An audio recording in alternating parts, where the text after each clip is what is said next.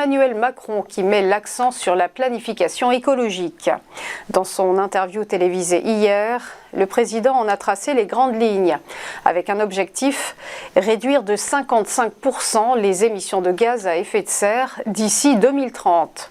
Pour assurer cette transition verte, 40 milliards d'euros d'investis et 2 priorités. D'abord, la sortie du charbon en convertissant les 2 dernières centrales hexagonales. Ensuite, l'électrification des véhicules. Et justement, autre thème évoqué par le chef de l'État, celui de la flambée des prix de l'essence. Après le flop de la vente à perte, l'Élysée préfère désormais évoquer la vente à prix coûtant. La première ministre Elisabeth Borne sera chargée de consulter en ce sens les acteurs de la filière cette semaine. En outre, le président a appelé de ses vœux un accord sur la modération des marges pour les industriels de l'agroalimentaire. Dernière annonce enfin, un chèque de 100 € à destination des Français qui ont besoin de leur véhicule pour aller travailler. 5 millions de foyers modestes seront concernés selon Bercy.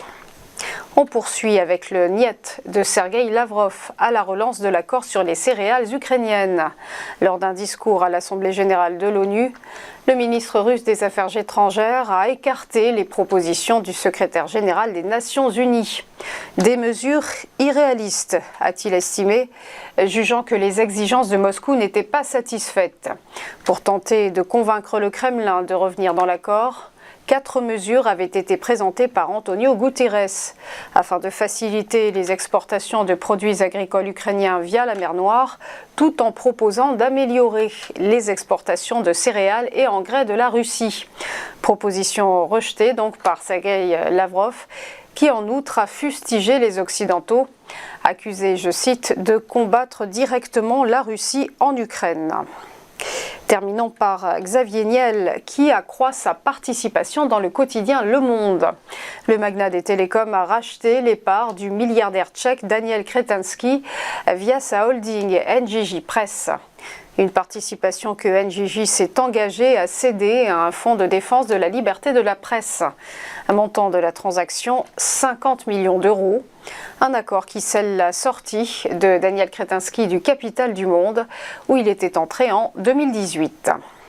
On passe au point bourse, le rappel de la clôture des marchés vendredi dernier, avec un CAC 40 qui s'établit à 7184 points. L'indice parisien a cédé moins 0,4%. À Francfort, micro-chute pour le DAX de moins 0,09% à 15 557 points. À Londres, stabilité pour le FTSE, plus 0,06% à 7683 points.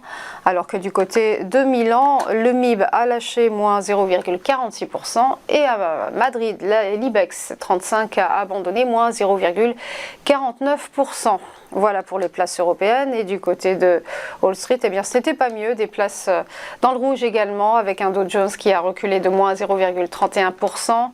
Et une petite décrue pour le S&P 500, moins 0,23%. Et un infime repli pour le Nasdaq Composite, moins 0,09%.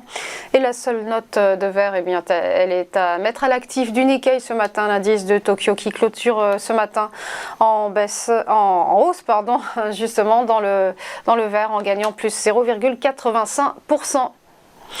Voilà pour les news, on va marquer une première pause et se retrouver juste après pour Chrono CAC. À tout de suite.